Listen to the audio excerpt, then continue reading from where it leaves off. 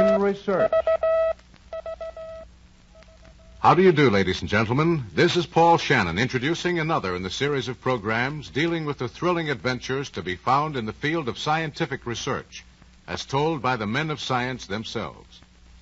And here to act as guide along these highways and byways of science is Dr. Phillips Thomas, research engineer of the Westinghouse Research Laboratories in East Pittsburgh, Pennsylvania, whose lectures on these same adventures in research have taken him throughout the country. Thank you, Paul, and hello, everyone. Well, what are we going to talk about today, Dr. Thomas? I have several subjects to discuss, Mr. Shannon, all of them interrelated and woven together into a story we'll call Eyes and Ears for the Millions. Eyes and Ears for the Millions. That's a colorful title, all right. But what's it mean? And what are some of these subjects? Oh, the telegraph, telephone, radio, television. All of them as timely as tomorrow. As absorbing a story as any thriller ever written. I'll agree to that, Dr. Thomas. Radio alone is still an amazing miracle to me after all the years I've been in it. It is to a great many people, and the story of how radio and radio broadcasting came into being is an equally amazing one. It shouldn't be much of a secret to you, Dr. Thomas. After all, your own particular field of science is electricity. Yes, but just the same, new ideas and new applications of radio waves are constantly flowing from the laboratories and industrial plants. And it's important that we keep abreast of these improvements, you know. Oh, sure. It's easy to fall behind and suddenly find yourself out of date. Exactly. Since the dawn of civilization, man has ever tried to improve the art of communication. And history is filled with reports of inventions and discoveries along these lines. You mean like the Indian smoke blanket signals and the tom-toms of the jungle tribes? That's right, yes. And all the improvements that followed. And since radio is based on electricity, any discussion of it could go back many years, say to the discovery of the peculiar spark-producing properties of amber when this material was rubbed on a piece of cloth or fur, or to the magnetic attraction in lodestone, dating such knowledge as far back as 600 B.C. That's a long way to go back, all right. However, just now we're interested in the story of radio and how modern broadcasting grew from the simple experiments of amateurs, conducted both before and after World War I, to become the mammoth industry it is today. That's a mighty big story, Dr. Thomas. Yes, it is, and a fascinating and exciting one. The fact that modern radio has developed into a miraculous art which wields such a tremendous influence on our everyday lives is in itself a monument to all those unsung, uncrowned men whose tireless efforts and hard work made that development possible. Not to mention those valiant souls who stayed up night after night, missing meals and sleep, to hear a varied assortment of wails, squeaks, and grunts over their earphones. I remember that myself very well. Just the same, radio owes a great deal to those early listeners in to the wireless. Without them, radio wouldn't be what it is today. Well, just for the record, Dr. Thomas, when did radio broadcasting actually begin? That, Mr. Shannon, is what the legal profession would call a leading question. Radio broadcasting as we know it today began with the first regularly scheduled broadcast, the Harding-Cox presidential election returns, on the night of November 2nd, 1920. 1920? Why, I thought it started long before that. Many other people think the same thing, but nevertheless, that's when radio broadcasting was born.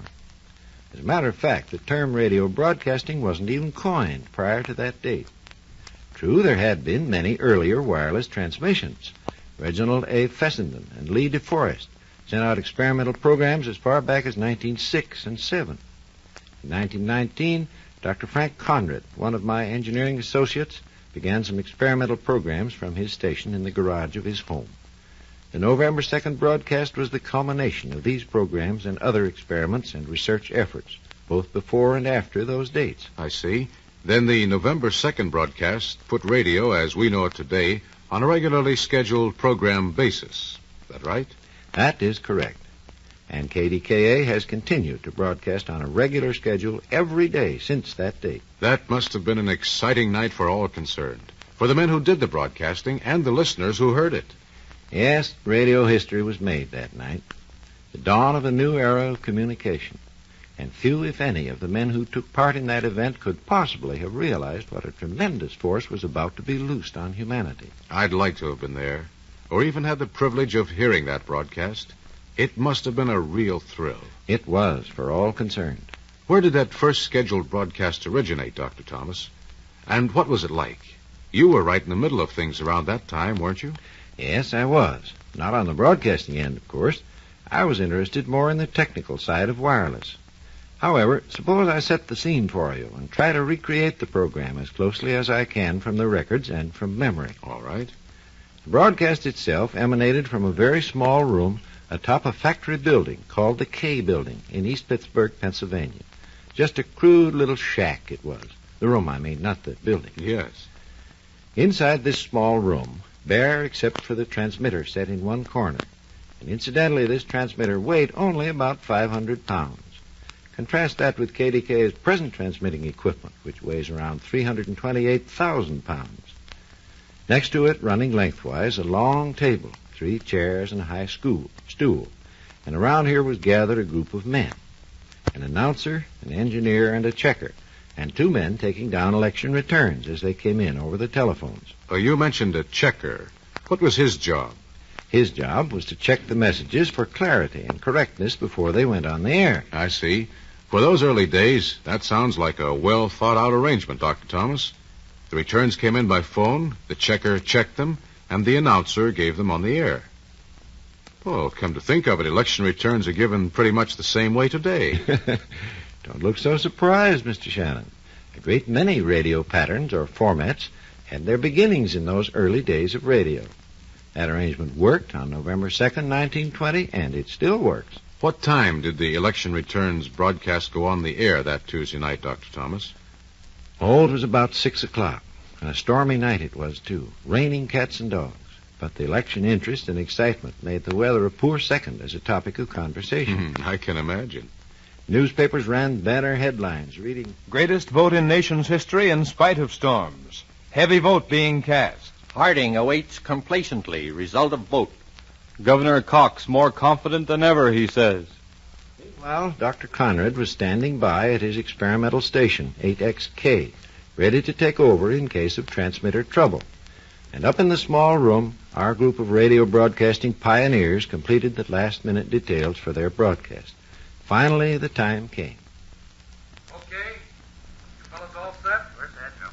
When I throw this switch, you start talking. Right. I'll give you the signal. Everybody ready? Right, Carson. Yeah, I'm up there. Okay, it's all yours. This is KDKA of the Westinghouse Electric and Manufacturing Company in East Pittsburgh, Pennsylvania. We shall now broadcast the election returns. We are receiving these returns through the cooperation and by special arrangements with the Pittsburgh Post and Sun. The election returns will be broadcast as soon as they are received by us here at KDKA. We'd appreciate it if anyone hearing this broadcast would communicate with us, as we are very anxious to know how far the broadcast is reaching and how it is being received. Write your card or letter to station KDKA, East Pittsburgh, Pennsylvania. And now, while we're waiting for the returns to come in over the telephone, direct from the Post and Sun, I'll give you the list of offices in today's presidential election. Here they are. Some 30 million Americans are electing a president of the United States, a vice president, 34 United States senators, 435 members of the House of Representatives, governors of 34 states, and thousands of minor offices, county judges, and officials. Okay, those are the offices to be filled. And here are the 7 complete presidential tickets that are being voted on. I guess you all know these names pretty well by this time, but there's no harm repeating them. And we have to wait for the returns anyhow. Here's the list. Republican, Warren G. Harding and Calvin Coolidge. Democratic, James M. Cox and Franklin D. Roosevelt. Socialist, Eugene V. Debs and Seymour Stedman. Prohibition, Aaron S. Watkins and Leigh Colvin. Farmer Labor, Parley S. Christensen and Max S. Hayes. Socialist Labor Party, William Cox and August Gilhas. Single Tax, R.C. McCauley and R.C. Barnum. Well, those are the candidates running for the various offices in this election. And we're going to stay right here and broadcast the returns as they come into us, so please stand by. So the election returns continued intermittently throughout that night. And here's another one here, a return from Topeka, Kansas. The first 206 votes counted in 4 scattering precincts have Harding 109, Cox 96, and Debs 1. That's Harding 109, Cox 96, Debs 1. Okay, I'll take over while you get some coffee and sandwich if you want. Anything exciting happen? No, nothing much yet. It's too early. So what time is it? A little after 11. We've got a long way to go yet. Oh, look, I just gave this bulletin here. I'm just going to give this one from Norwell, Massachusetts. All right, I'll thank you.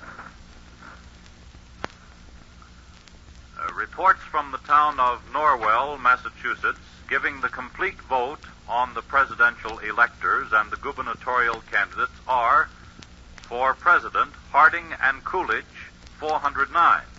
Cox and Roosevelt, 48. And here's an item about President Wilson. After receiving the early election returns, President Wilson retired to his bedroom at 9 p.m. tonight and was asleep a half hour later. Oh, just a minute. A bulletin has just come in. I'll read it to you. The Democratic candidate, James M. Cox, and his chief manager, Chairman White of the Democratic National Committee, have conceded the election of Senator Harding. Yes, sir, the election is conceded by Cox to Harding. And it looks like Warren G. Harding and Calvin Coolidge are the men who will carry the affairs of our nation for the next 4 years. Of course, don't forget all the returns are not in by any manner of means, so stand by and we'll give them to you as they come in. So you'll have the complete story as we broadcast. Gosh, that must have been quite a broadcast, Dr. Thomas. Was that the end of it when Governor Cox conceded? No, by no means. The schedule called for the election returns to be broadcast from the time the polls opened to about noon the next day. Around noon on Wednesday, November 3rd, a very tired, sleepy group of broadcasters gave the final returns. That is, as final as they could be up to that time. It swept into the presidency with the largest popular majority in history, the greatest popular vote in the history of American politics, and the largest electoral vote ever rolled up by a Republican candidate. Harding's electoral vote had reached 391, with indications that doubtful states might carry the figure to the 400 mark. And so, here are the incomplete returns again. Harding, 391 electoral votes. Cox, 127. Now, before we leave you, I'd like to ask all those who heard this election broadcast to communicate with us, telling us how it was received. We are anxious to know how far the broadcast reached. Just write a card or letter to station KD-KA, East Pittsburgh, Pennsylvania. This is KD-KA of the Westinghouse Electric and Manufacturing Company in East Pittsburgh, Pennsylvania, signing off until 7 o'clock this evening. And that was it. That was it. The first regularly scheduled broadcast in radio history. And to the men who broadcast those election returns and to the few hundred listeners, it was more than just that. It was the dawn of a new age of communication. It seems to me there's a great deal more to this story of radio, Dr. Thomas. Indeed there is, Mr. Shannon, a great deal more. Well, then suppose we make it a date for next week. That's agreeable. See you then. Ladies and gentlemen, you have just heard another in the series of programs titled Adventures in Research. Your guide telling the story of the first scheduled radio broadcast in history was Dr. Phillips Thomas, research engineer of the Westinghouse Research Laboratories in East Pittsburgh, Pennsylvania. This is Paul Shannon inviting you to join us again next week when Dr. Thomas will be back to tell more about eyes and ears for the millions on Adventures in Research.